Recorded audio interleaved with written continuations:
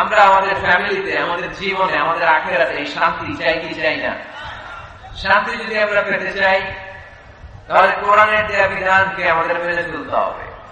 কারণ এই কোরআন আমাদেরকে সঠিক জীবন দর্শন শিক্ষা দেয়, to the right sense of direction, সঠিক পথ আমাদেরকে দেখায়। কোরআন আমাদেরকে হেদায়েত দেয়। কোরআন ছাড়া কোন কিতাব আমাদেরকে হেদায়েত দিতে পারে? আপনি যদি গীতা পাঠ করেন হেদায়েত পাবেন, রামায়ণ পড়লে, মহাভারত, বাইবেল পড়লে পাবেন না। একটা কিতাব শুধু হেদায়েত দেয়। আওয়াজ করে বলেন কিতাবটার নাম। এই কিতাব আমাদের জন্য একটা ভার্ডিক্ট জারি করেছে। এই কিতাব বলেছে তুমি যদি নিজেকে বিশ্বাসী বলে দাবি করো তাহলে সব সময় তোমাকে হালাল উপার্জন করতে হবে, হালাল অবলম্বন করতে হবে। হারামের সাথে মুমিনের কোনো সম্পর্ক নাই। আজকে আমরা হালাল এবং হারাম এই দুটি বিষয়ে কিছু কথা এই প্রোগ্রামে রাখবার চেষ্টা করব, শুনবার চেষ্টা করব আমলের নিয়তে, ইখলাসের সাথে। আওয়াজ করে পড়েন ইনশাআল্লাহ। তাহলে আপনি যদি বিশ্বাসী করে নিজেকে দাবি করেন আপনাকে হালাল খেতে হবে, হারাম খাওয়া যাবে? কথা বলেন। আমি প্রশ্ন করবো, আপনারা উত্তর দেন তো। সুদ খাওয়া হালাল না হারাম? ঘুষ খাওয়া, যৌতুক খাওয়া, ক্যাসিনোর ব্যবসা করা, পেঁয়াজের দাম বাড়ানো, খাদ্যে ভেজাল দেয়া, মাছের ফরমালিন দেয়া, ওজনে কম দেয়া, পর্নোগ্রাফি দেখা, ইন্ডিয়ান নায়িকাদের কোমর দুলানো ডান্স দেখা, হিন্দি সিরিয়াল দেখা, এগুলো হারাম। এগুলোর সাথে মুমিনের কোন সম্পর্ক আছে? মুমিন কি চাইলেই যে কোনো জিনিস শুনতে পারে? মুমিন চাইলেই তার দু চোখ দিয়ে যে কোনো জিনিস দেখতে পারে? মুমিন কান দিয়ে তাই শুনে যা শুনলে সওয়াব আছে না নাই? মুমিন তার চোখ দিয়ে তাই দেখে যা দেখলে সওয়াব আছে না নাই? যেন কানে শুনি সদা তোমার কালাম, এ খোদা চোখে যেন দেখি শুধু কোরআনের আয়াত, শোনো আমার মুনাজাত। পড়েন, শোনো শোনো ইয়া ইলাহি আমার মুনাজাত, শোনো আমার মুনাজাত। পড়েন আমিন। আর জোরে পড়তে হবে আমিন। তাহলে ডান দিকে হালালের রাস্তা, বাম দিকে হারামের রাস্তা। ডান দিকে গেলে জান্নাত পাওয়া যায়, বাম দিকে গেলে জাহান্নাম পাওয়া যায়। নাও দ্য ডিসিশন ইজ ইয়োর্স। সিদ্ধান্ত আপনার, আপনি বাছাই করবেন কই যাবেন, ডানে না বায়ে। সবাই বলেন ডানে না বায়ে, হালাল না হারাম? হালাল।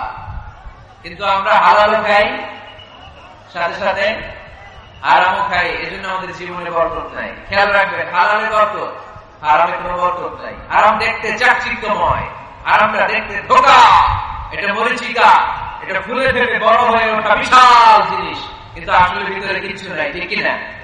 কিন্তু হালাল এটা দেখতে ছোট হলেও এর মধ্যে বরকত দেয় কে?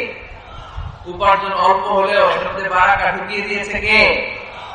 রিকশাওয়ালার বেতন ধরেন 4000 টাকা, মাসে 4000 টাকা বেতন, তারপরেও সে বাড়ি ভাড়া দিয়ে, বাজার সদাই করে, চিকিৎসার খরচ ব্যয় করে, ছেলে মেয়েদেরকে মাদ্রাসা স্কুলে পড়িয়ে মাস শেষে আরো 300-400 টাকা তার পকেটে থেকে যায়। আলহামদুলিল্লাহ বলেন না? মাসের বেতন কয় হাজার? সবাই বলেন না কয় হাজার? 4000। আর বিশাল ব্যবসায়ী হারাম খায়, মাসে তার ইনকাম 5 লক্ষ টাকা। কয় লক্ষ? 5 লাখ টাকা ইনকাম। কিন্তু এক হসপিটালের বিল পরিশোধ করতে যে তার চলে যায় 3 লাখ। এরকম আছে না নাই? ওয়াইফের ক্যান্সার, নিজের ডায়াবেটিস, আলসার, কিছু খেতে পারে না।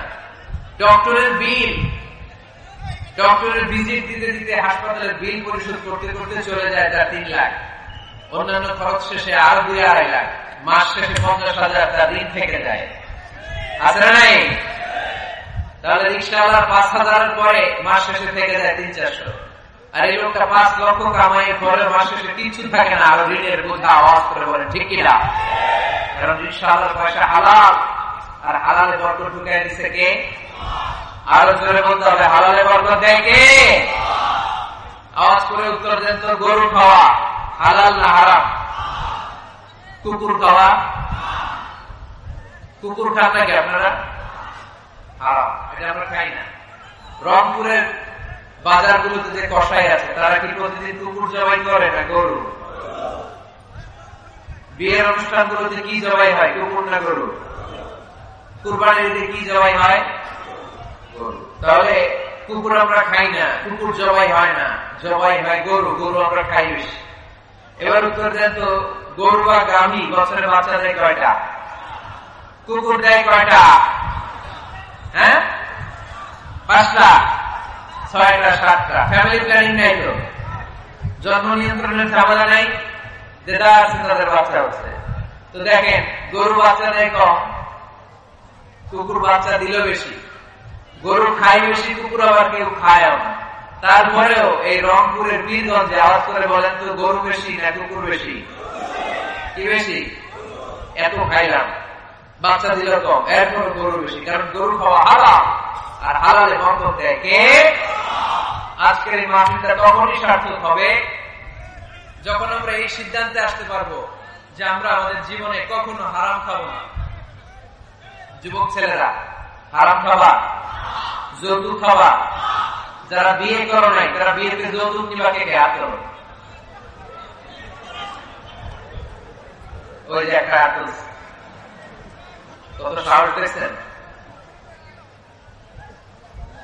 যৌতুক খাওয়া যাবে এখন?